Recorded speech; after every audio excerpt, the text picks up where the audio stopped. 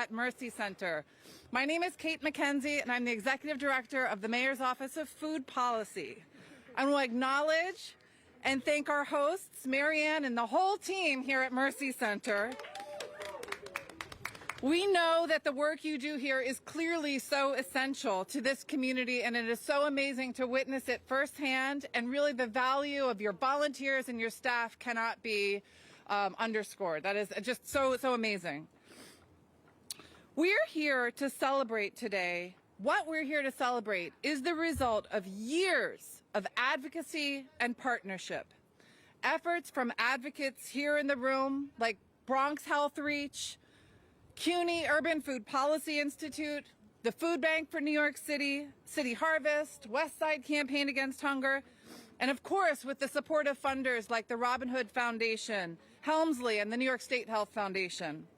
It's great to see so many of you here, and I want to especially acknowledge the support of those who couldn't be, including the Coalition for Good Food Purchasing. I also want to acknowledge Borough President Gibson. I'm so happy you're here. Dr. Michelle Morse from the Department of Health and Mental Hygiene, the Chief Medical Officer and for the Center for Health Equity and Community Wellness. Thank you for all of your leadership. But all of that got us to this particular moment. But we are now at the cusp. We now have a real leader in the form of Mayor Eric Adams, who's going to take us to the next level. A mayor who brings his personal experiences to bear in making sure that all New Yorkers are empowered with the information and access needed to eat healthy, nutritious food and live their healthiest lives. It is now my pleasure to welcome Mayor Eric Adams to say a few words. Thank you so much.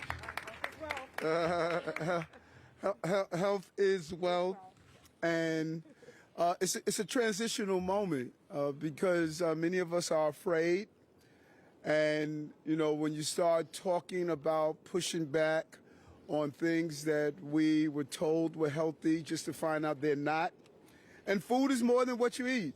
You know, I would lose a baseball game and Dad would give me a chocolate cake and a cupcake. And when people started talking about, you know, your dad shouldn't be giving you that, I was ready to fight them. You know, you're attacking my dad. And so if we don't factor in the cultural norms that's attached to food, then we'll never make this transition in a smooth way. This is not about dictating it to people. We're meeting people where they are and taking them where they ought to be. When you show up here at a pantry, you are really at the end of your rope. And when you come here asking for help, we should not be giving you the food that feeds your health crises. The numbers are staggering in the Bronx. The health care crisis we have here is being fed by the food in our schools, in our hospitals, and everywhere government is feeding you. And so we have the audacity to say this is not right. This is not right. As a child, when my mother went to get food to feed her 6 children, that they were giving her over-processed cheese. They were giving her powdered milk, powdered eggs. They were giving her canned meat.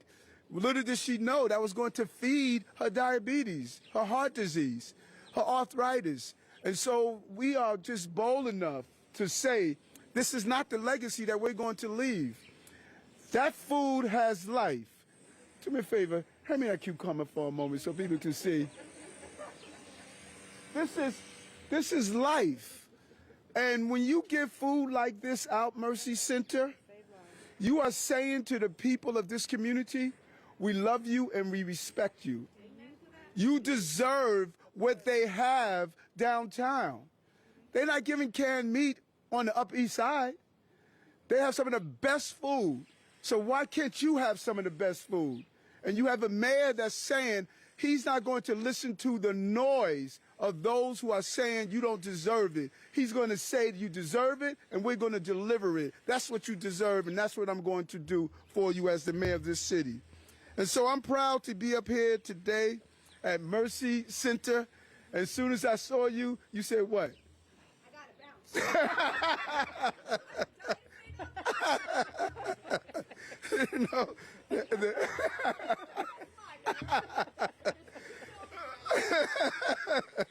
you know, and I'm here because I'm also happy to be here with Commissioner Jenkins, who I just spoke with you for about 2 years, about your vision, now having you part of the team. And today we're signing 2 new orders for the city of New York, but the procurement process now is going to start including fruits and vegetables for the first time in the 30-year history of the program. This is a huge win. It's a huge win for all of us. And Kate, you know, your vision, pushing this forward is just so important. And mercy, you know, have mercy on us. You know, because we're going to get it right. So going forward, the City Emergency Food Assistance Program will provide a consistent supply of nutritious food to more than 600 providers that are providing for thousands of families in the process. We're making changes like this one to reduce diet-related health inequities and outcomes. On Monday at Kings County Hospital, we rolled out our alternative medicine and plant-based initiatives. We rolled out on Fridays, meatless Fridays and healthy food choices. And you know what? Eric, there were bumps in the road. Yes, so what? We're going to get it right. We're going to get it right. So that's what we're going to do. And so today I'm here to talk about what we're doing upstream, ensure that our government does not continue to feed the chronic diseases and crises. 2 executive orders. First, updates and reissues the food standard across all city agencies and formalizes the city's commitment to the Good Food Purchasing Program. We spend almost $500 million of your tax dollars, and far too often those dollars are spent on unhealthy food. Got to move in the right direction. We're going to use your tax dollars correctly. And that means in our schools, prisons, juvenile detention facilities, public hospitals, homeless shelters, and child care centers. And then we want to encourage people to understand the correlation between healthy food and our environment. No one talks about the overconsumption of beef and meat, how it produces the greenhouse gases that we're fighting against. So we got to close that gap and engage in that conversation. The second order will provide transparency, but how food is purchased and impacts local economies, environmental sustainability, workers' rights, animal welfare, and nutrition. And I'm committed to ensuring that government, particularly this administration, is doing its job in these areas.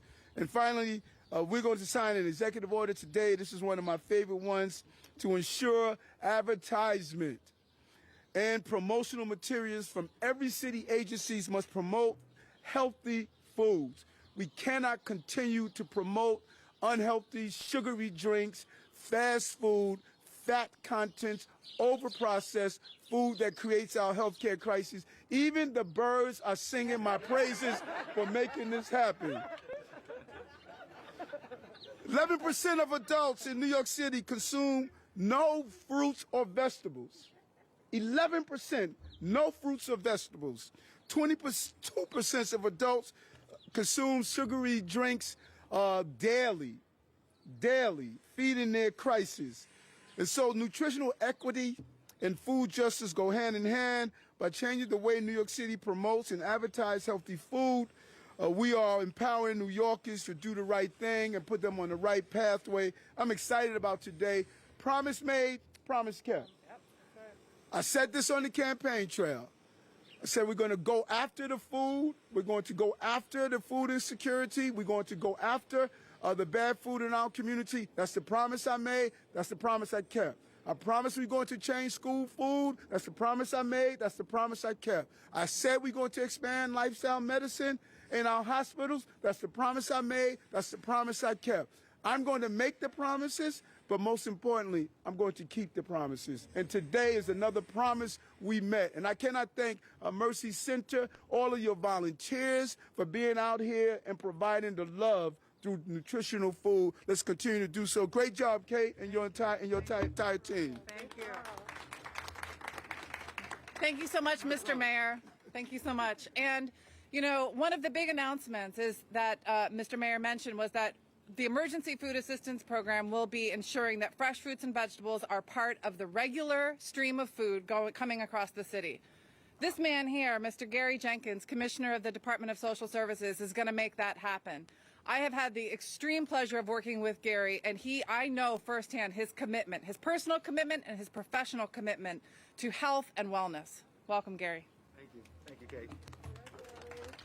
Hey, Good afternoon, everyone. afternoon.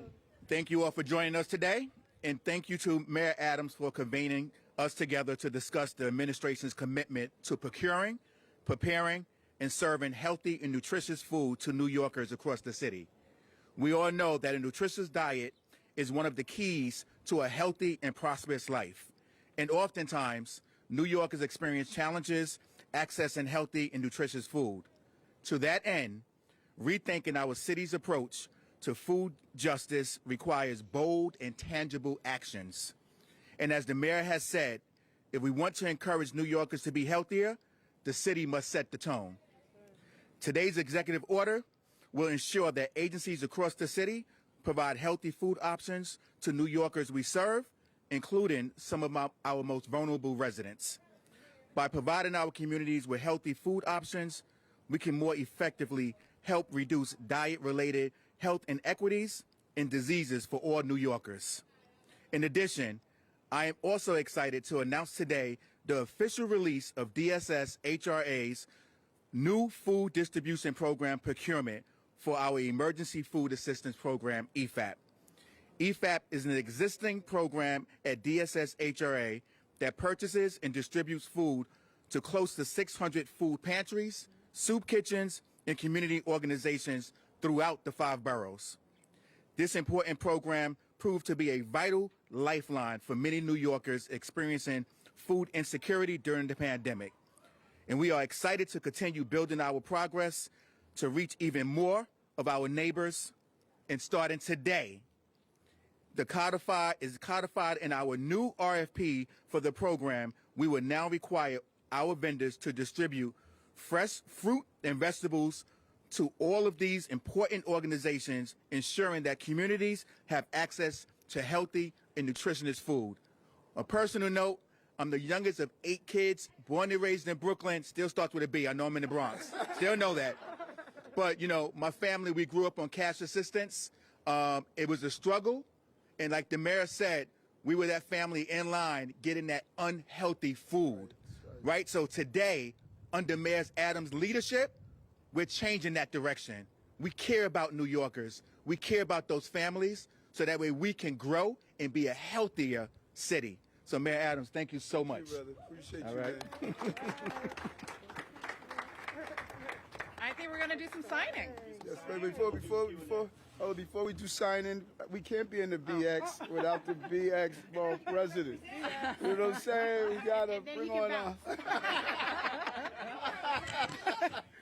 Good afternoon, everyone. Thank you so much. It is really an honor and a privilege to be here at Mercy Center with our Mayor, Eric Adams, with our Commissioner, Gary Jenkins, and our Director, Kate McKenzie, as someone who is a strong supporter of achieving food equity and food justice and reducing food waste across the city of New York. Today's announcement is going to take us a step in the right direction. I first and foremost want to recognize the incredible staff at Mercy Center. Thank you for saving lives every single day. To the volunteers and all of the staff that come here every single day, you provide hope for so many residents that feel hopeless. You give them an opportunity when they feel that government has failed them. And it is our job to support the work here at Mercy Center, but also all of the work that's happening across the Bronx and the city of New York. Our food pantries and soup kitchens are hubs for New York's families, for working families, for families that are living in temporary housing, for vulnerable families and immigrant families. And today's announcement affirms our commitment to make sure that no family should ever go to bed hungry. In the greatest city in this country, whether it's achieving universal free breakfast, universal free lunch, supporting our food pantries and soup kitchens. Commissioner Jenkins knows that my heart has always been with the EFAP program, As a member of the City Council, we pushed to make sure that the EFAP program and the HIPNAP program in the state were sufficiently funded so that we could support this incredible mission. And working with Kate McKenzie and the Mayor's Office of Food Policy, very proud to have been the prime sponsor of Intro 1664, which is legislation we passed in the last 2 years during our time in the council that will mandate the city to come up with a 10-year food policy strategy. And all of these efforts, plant-based diets, health and wellness, health is wealth. And we know that we have the ability to create the access and the opportunity that every family needs, no matter where you live, no matter what zip code you live in, what language you speak. You deserve access to healthy food. And I also want to add another critical partner in this work, our supermarkets, our grocery stores, and our bodegas. We need to make sure that we are investing in programs like Health Bucks through the Department of Health and Healthy Bodega initiatives, working with Bronx Health Link and Bronx Health Reach. Not 62. You all remember, we're in year 6. Not 62 is not just a hashtag, but it's a transformation. So we are no longer the last in everything that is good and first in everything that is bad. We have to turn these statistics into success stories. And with leaders like Mayor Adams, Commissioner Jenkins, and Director McKenzie, we will get stuff done. So I thank you for being here. Looking forward to working with you. Love it. Thank you. We sign before we open up to the favorite part of the press conference, answering the questions of Gloria. Shouted you out, Gloria.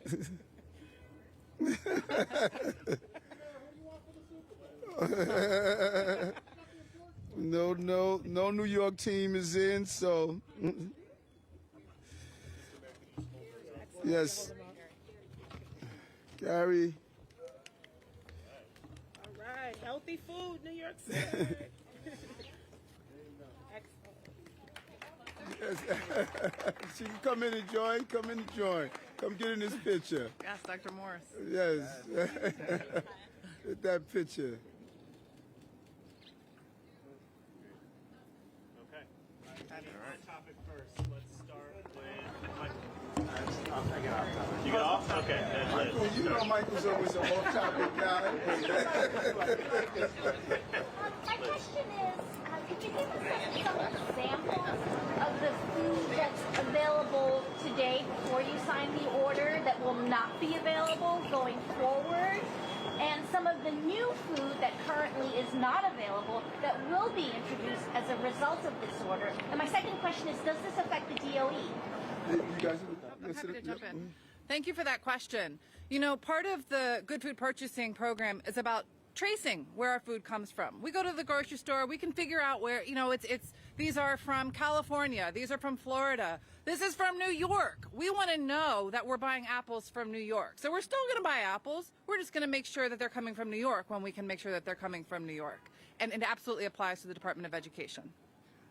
and you know, part of the previous administration, due to our encouragement, you know, moving towards a 50% purchase and beef reduction. We want to continue to encourage that. Moving away from processed meat purchasing in our schools and in our government, which is a type 1 carcinogen. So we're going to continue to evolve of how do we use taxpayers' dollars in a smart way to purchase healthy food. You're going from, you know, canned meat, which might take a little longer to go bad, into some of these foods which are healthier but are more perishable. And we've seen some quality control issues in terms of the vegan Fridays at school. So what are the QC issues gonna look like in this program to make sure the food that gets here is still good? And listen, that's part of the process. As we make this transformation into a healthier lifestyle, and I think that's where we went wrong. We were focused on caloric consumption and not nutritional consumption. And so, yes, if we have to pay a little more to make sure that these perishable items are available, that's a better investment. we have been paying less on the front end and paying more on the back end. We're going to turn that around. And the more and more we do it, the more and more we're going to get it right. The more and more we're going to encourage we're going to encourage vertical farms in our schools. There's no reason children can't grow food on their rooftops and bring it down to the cafeteria and serve it. We're going to encourage having, those greenhouses where you can grow food. So now we're opening a whole new economy by growing locally and making sure we can get it right from farm to table like other countries and other cities and states have started to do. I think to follow up on Liz's questions, I think I'm trying to get clarity on if you have been relying on a pantry and that pantry has been giving you, let's say, cereal. Are you no longer going to get that are you not going to get that anymore? And are you only going to be getting this? Or is the idea to add more of this and not necessarily take away Sure, the cereal? sure. Remember, we know that there is a lot of important food requirements to help make and give us nutrition. Healthy fruits and vegetables are one part of that. In addition, the program at DSS also provides, and we've got some recipients here, really good quality. Not everyone can take fresh food, so there will still be, within the New York City food standards, canned fruits and vegetables. There will still be grains. My goodness, New York is also an incredible grain state. Grains and beans and oatmeal. All of those products are incredibly important and will continue to, this is additive. This is not, we're not taking anything away. We're adding incredible amounts of quality and variety to the emergency food system. And then we want to build out, I'll never forget, as I said earlier this week, going handing someone a beet and they say, what's that? We want to build out and show people how to cook plantains, how to cook squash. People don't know how to cook that. I had to learn how to cook these things, so we're going to do cooking classes. We're going to ensure that in the schools learn how to make these great tasting meals. That's the role we must play. This is a new day, and the fearlessness that accompanies having a new day, we're going to subside that. There's a lot of reasons people are going to say, no, it can't happen, it can't work. Let them say that. We are transforming how we feed people in our city. Okay, having been a former produce manager and former Parents Association president, I could tell you about the food in the schools. Yes. It is the worst food, the smallest fruit, the smallest vegetables, the worst food. However, you must abide by the lowest bidder. How are you getting around that? And it's so important. This is allowing us to start the conversation of those things you are talking about. When I campaigned and I stopped at schools and children pulled me over and said, this food is disgusting in our school, can we do something about it? And so because now I am using my platform to shed a light on this, now all of my agencies are going to look at how do we make the process better? How do we get the best food? How do we use a different equation? Not just the lowest bidder, but the quality that we're looking for. This is the beginning of a process and a conversation, and it's not going to happen overnight. You don't grow a banana in a day.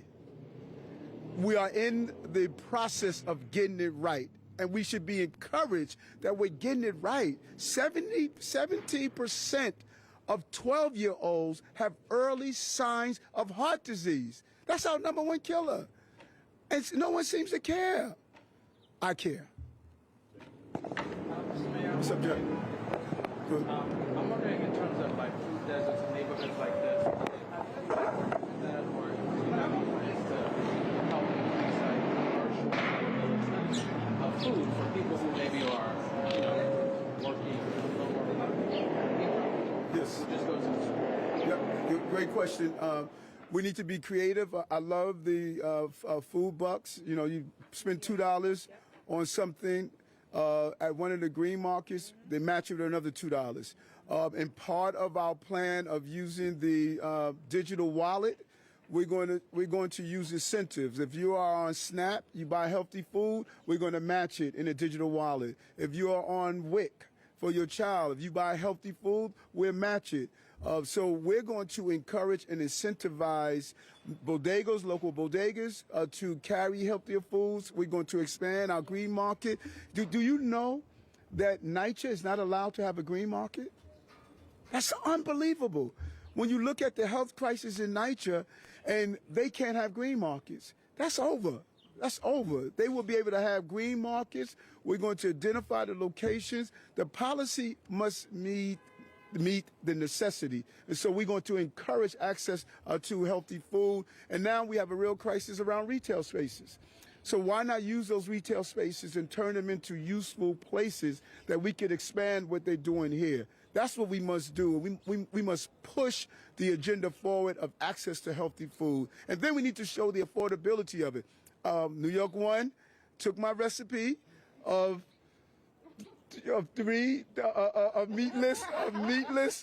meatless chili, fed 4 people on $11. You know, so we're going to encourage and like you said, Jeff, we have to have access to this healthy food. Okay, so let's do a few off topics. Okay, you guys can bounce. Y'all don't want to be here for this. Trust me. Well, tell them what they can do. I'll tell you now. You gonna bounce. Yes. Thank you. All right. Good to see you. The cooperatives too. I want to talk about that. Yeah. Okay.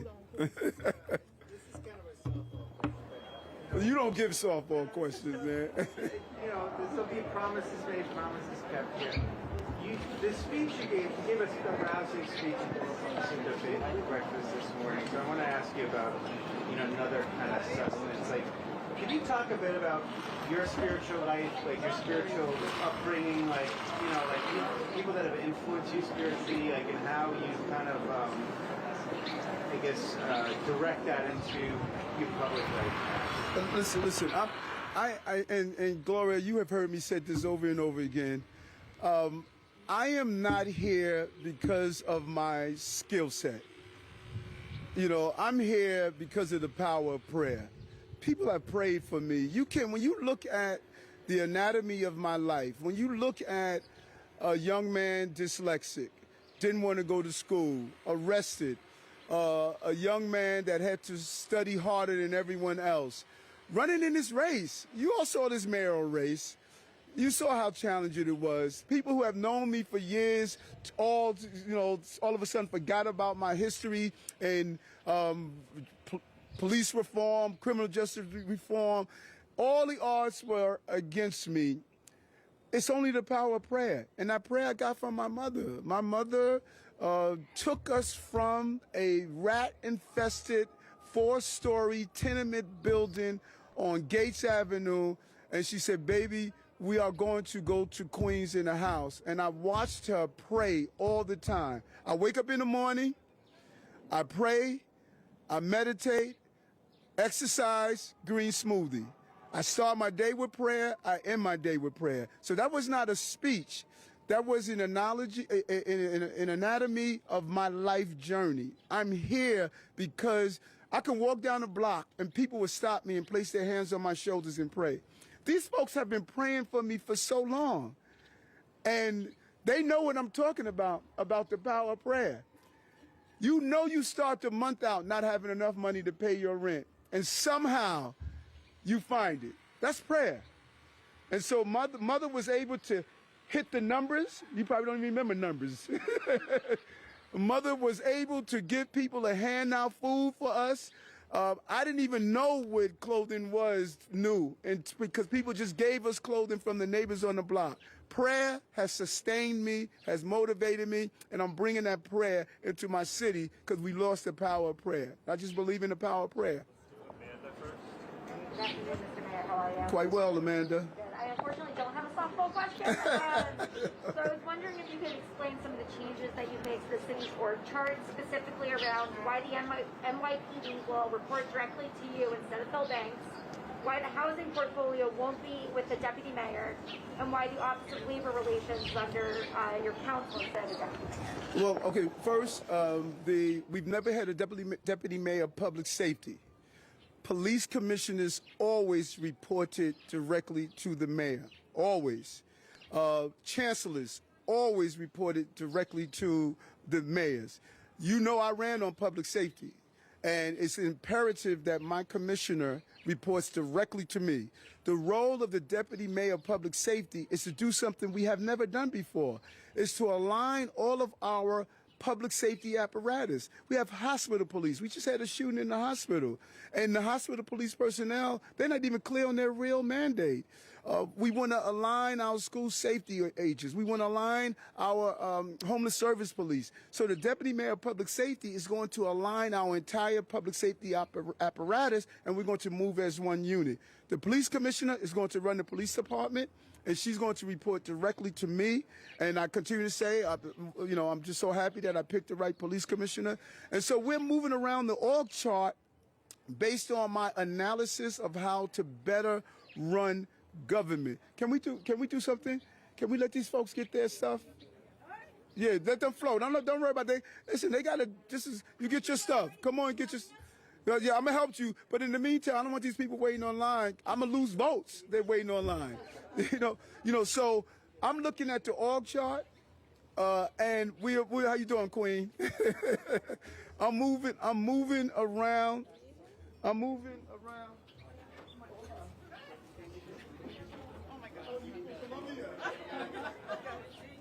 Thank you.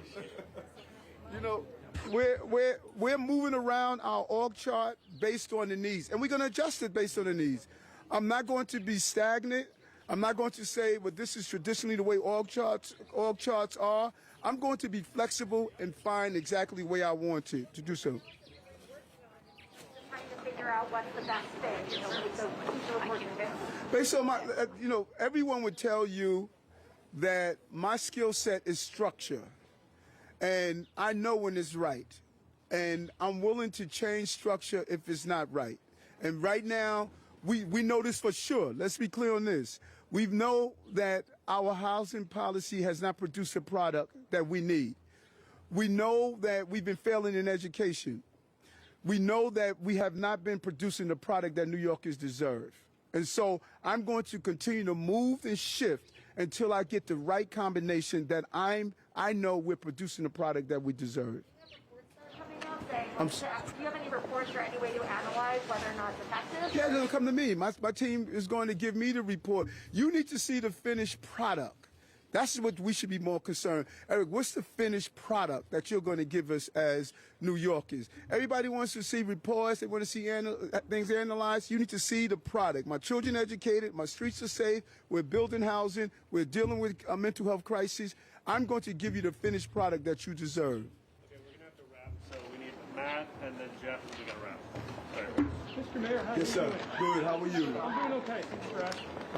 Regarding the indoor mandate for restaurants, gyms, etc., what levels, at what metrics, over what period would those have to go down to for you to consider dropping them? Right. Do you have a level? Right. And I know you're going to listen to the science and the data, but what do you decide? Matt, I want to get rid of these darn masks so bad. You know that? I want to get rid of, no, I will continue to say vaccinate, booster shots. But every morning I listen to the doctors, and the doctors give me, Eric, this is exactly where we are and what we need to do. Here's my biggest fear. We prematurely get excited and say, let's just, throw caution to the wind. I don't want the city to close down again. The discomfort of wearing the mask for a short period longer, I'd rather live with that than prematurely say, let's just get rid of them, and now we're right back to where we started from. So I want to err on the side of caution. My healthcare professionals have not said this is the moment yet. We're looking at some things that we're going to roll out. I support what the governor has done. I want to get the city up and operating, and I'm sure we're trending in the right direction, and we're looking forward to having folks not walk around with masks. Regarding the vaccine numbers, do you have a number where if we get to a certain level, a certain sustained period, where we'll drop the vaccine mandate for indoor premises? Do you have a number in mind? No, the doctors would tell me. They give me an exact number. I'm proud that we're at 75%, but if they give me a number, and I'll ask that question, and I'll let you know directly. But if they give me a number that's fine, but I'm sure knowing them, because they're very conservative, they're going to say 100%, you know. But no, we believe we have to get the city up and operating. We're trending in the right direction. We should be really proud of ourselves as New Yorkers. Difficult challenge. Look at what's happening in Canada. People are so angry about what's happening in Canada. They're blocking the bridges because they feel as though they're being restrained. But we're being responsible, and we're still able to enjoy our lives. Tomorrow is the deadline for city employees to get vaccinated, and I know there's possibly 4,000 workers who haven't met that deadline and could be terminated. I'm wondering, are you going to allow the terminations to happen tomorrow, and do you have any idea how many city workers remain unvaccinated? Well, you know, what we learned that some city workers were vaccinated, and it just hasn't been updated yet. We're receiving those following numbers. We're receiving those following numbers. So we learned that, you know, we want to make sure we have current numbers, and we are not firing them. People are quitting. You know, the responsibility is clear. We said it. If you hire and you get this job, you have to be vaccinated. If you are not following the rules, you are making that decision. You're making the decision that you're not going to follow the rules of getting vaccinated. And that's a decision that they're making. I want them to stay. I want them to be employees of the city, but they have to follow the rules that were put in place before my administration. I would do a disservice to those who follow the rules if we don't have a clear direction. Because what happened with when the next strand comes out? Then we're iffy. We're saying you should or you shouldn't. No, we have to be very clear. People must be vaccinated if they are New York City employees. Everyone understood that, and we have to follow that. Okay.